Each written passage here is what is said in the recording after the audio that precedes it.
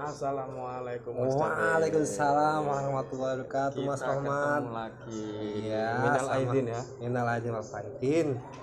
Oke, kita dapat tugas dari Bu Liana ini ya. Iya, benar. Di mata kuliah bisnis internasional. Oke, kita dapat tugas itu tentang perbedaan budaya dalam bisnis internasional dengan fokus pembahasan ruang lingkup budaya itu satu, yang kedua faktor penentu budaya, yang ketiga implikasi bisnis dari perbedaan budaya. Oke, berarti karena ini bisnis internasional kita penyegaran ini. Ya. Sebetulnya apa sih bisnis internasional itu apa? Bisnis internasional yaitu sebuah kegiatan bisnis yang dilakukan perusahaan suatu negara dengan perusahaan yang ada di negara lain, dan biasanya bisnis ini melewati batas-batas negara. Antar negara Garis besarnya gitu ya. Iya. Oke, kita langsung ke pembahasan ini.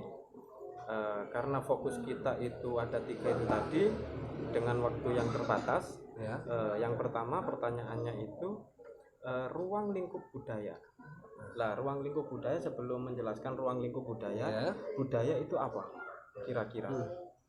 Kalau di sini menurut Linton, budaya adalah keseluruhan sikap dan pola perilaku serta pengetahuan yang merupakan suatu kebiasaan yang diwariskan dan dimiliki oleh suatu anggota masyarakat tertentu, sehingga budaya ini membedakan antara daerah dengan daerah lain, atau ini merupakan ciri khas suatu daerah atau negara tertentu. Oke. Nah, terus dari budaya itu ruang lingkupnya, berbicara ruang lingkup di sini, ruang lingkup budaya ada 3, yaitu yang pertama adalah norma, dan adat istiadat, yang ketiga adalah mores. Dan ini merupakan satu kesatuan dan sangat berhubungan. Yang pertama yaitu adat istiadat. Adat istiadat terbentuk karena suatu kebiasaan suatu masyarakat, sehingga terbentuk menjadi adat istiadat. Dan norma sendiri, kalau setelah itu adat istiadat sangat sudah menjadi kebiasaan, dan ke atasnya lagi menjadi norma, sehingga dalam istiadat ada aturan, dan aturan itu tidak tertulis sehingga menjadi norma, dan naik lagi menjadi mores, karena mores ini adalah penekanan aturannya itu sangat mengikat, sehingga mores dibentuk atau disusun secara tertulis, sehingga masyarakat tersebut harus mematuhi peraturan yang ada di masyarakat tersebut. Oke, kalau boleh menyimpulkan, berarti bukan kesimpulan ya. Ya, dari gambaran itu berarti kalau adat istiadat itu sebuah kebiasaan yang tumbuh di suatu masyarakat. Iya, benar. Lah, dari situ setelah kebiasaan ini simultan terus menerus, akhirnya mengikat menjadi satu aturan yang tidak tertulis, yang namanya tadi norma. Gitu ya. Kemudian dari konsensus atau kesepakatan bersama itu tadi yang mengikat sampai menjadi tertulis, menjadi aturan sebuah adat, aturan sebuah daerah itu menjadi mores, kira-kira begitu ya. Benar. Misal contohnya kayak di Papua itu kalau nabrak anjing atau babi itu didenda gitu ya, itu yang tertulis di adat. Yang kasus beberapa tahun yang lalu gitu sering terjadi ya, kira-kira gitu ya. Itu tadi berbicara ruang lingkupnya. Kalau faktor penentu budaya, kalau di sini disinggung ada beberapa. Jadi yang pertama yaitu agama, yang kedua bahasa, ketiga pendidikan, keempat struktur sosial. Di sini yang pertama saya bahas yaitu agama, karena agama memainkan peran penting dalam banyak masyarakat, karena setiap masyarakat itu pasti mempunyai agama, atau dengan kata lain yaitu kepercayaan. Yang kedua yaitu bahasa. bahasa di sini adalah merupakan ciri khas suatu daerah, yaitu misal daerah Jawa dengan Sunda itu mempunyai bahasa yang berbeda, dan bahasa-bahasa ini menjadi bahan untuk komunikasi setiap harinya. Sehingga bahasa itu sangat berperan penting dalam faktor penentu budaya. Yang ketiga yaitu pendidikan. Pendidikan di sini adalah salah satu instrumen untuk penyaluran budaya dari satu generasi ke generasi. Yang keempat yaitu struktur sosial. Nah, struktur sosial ini adalah biasanya memahami kebiasaan, tindakan, dan alasan-alasan di balik perilaku-perilaku yang ada di masyarakat. Sebagai contoh, di Amerika Serikat, bak mandi dan toilet mungkin berada dalam ruang yang sama. Oh, keren ya.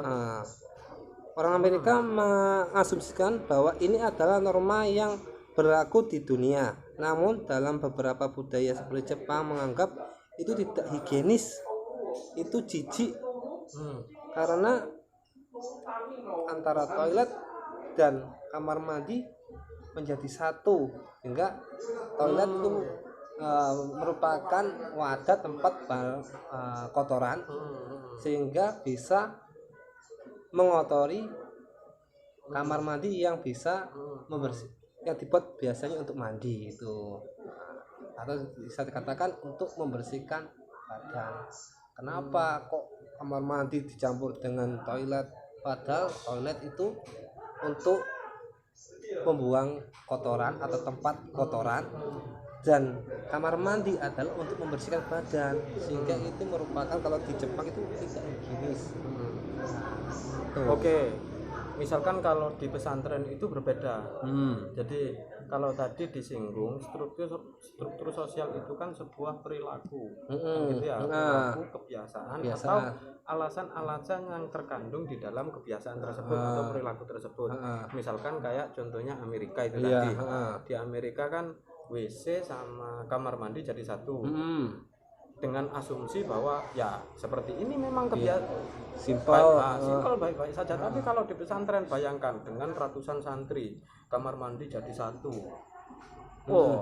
Yang satu kebelet nganu, yang satu kebelet nganu.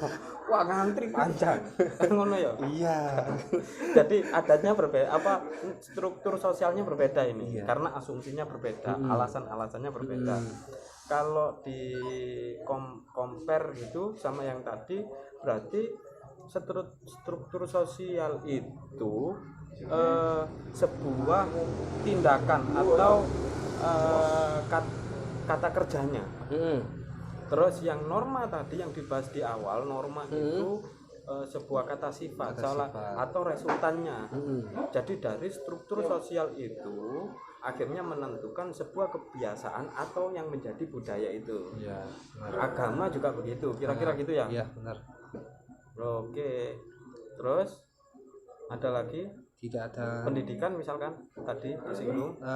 Tadi sudah disinggung pada pendidikan, yaitu pendidikan pada budaya adalah merupakan salah satu instrumen untuk penyaluran budaya dari satu generasi ke generasi berikutnya. Oke. Tanpa pendidikan kita tidak bisa menyalurkan sebuah budaya. Siap. Dan budaya tidak menutup kemungkinan untuk berubah. Kira-kira gitu ya. Kebiasaan mungkin dulu kemproh, saiki agak bersihan. Dulu jomblo, saiki nikah ngono. Wis duwe happy ya. Oke, siap. Oke, tadi dari pembahasan itu kita berbicara apa sih itu bisnis internasional tadi, terus budaya sampai ke perbedaan budaya. Dari keduanya itu tema besar kita membahas implikasinya, hubungan antara perbedaan budaya dengan bisnis internasional, kira-kira begitu. Lah, implikasinya itu apa sih? Hubungannya apa? Dari situ terjadi hubungan gimana? Kalau bisnis internasional dengan perbedaan budaya ini sangat sangat berhubungan. Karena dalam bisnis internasional kalau kita tidak mengenal budaya, kita tidak bisa mengetahui peluang-peluang bisnis yang ada di suatu negara dengan negara lain. Kalau semisal di sini banyak bahan-bahan seperti kayu yang bisa dijadikan sumpit. Nah, sumpit ini sangat dibutuhkan di negara-negara Cina sebagai bahan atau alat untuk mengambil makanan atau makan. Sehingga kalau tanpa kita mengetahui budaya suatu daerah, kita tidak bisa mengambil celah atau peluang untuk berbisnis ke negara lain. Dan bisnis internasional ini terjadi karena negara-negara masyarakat berbeda dan menimbulkan kebutuhan yang berbeda pula dan mempunyai kebutuhan yang saling melengkapi satu sama lain. Itu tadi yang dicontohkan budaya makan di Jepang gitu ya. Daripada di sini kayu nganggur, nganggur dibuat kita bisa di sini yang tidak ada artinya, di sana punya nilai ekonomi. Akhirnya terjadi bisnis gitu ya. Berbicara bisnis sendiri itu kan usaha komersial ya, usaha komersial dalam dunia perdagangan gitu. Jadi ini terjadi implikasinya begitu ya. Saya ingat juga kalau itu tadi budaya makan misalkan, cara makan. Misalkan kalau ambil contoh saja tadi agama itu juga menjadi faktor penentu sebuah budaya. Di Indonesia itu kan populasi Muslim itu kan terbesar di dunia, gitu. Maka sangat memungkinkan bisnis urban di sini. Bisnis peci, bisnis baju koko, Cina masuk. Senengannya sampean kan bahas Cina ini, gitu ya. Karena terus juga faktor agama. Misalkan di India itu kan ada terbesar itu kan Hindu. Ya. Hindu sama Buddha gitu kan. Ya. Di sana itu ada ketika ritual-ritual itu menggunakan kalau di sini namanya genitri. Ya, di genitri itu ada istilah lainnya namanya buah siwa. Wah, kan keren. Di sana itu satu syarat untuk memenuhi kebutuhan spiritual. Nah, di Indonesia dengan geografis yang memungkinkan untuk menanam itu, akhirnya bisa nyuplai ke sana.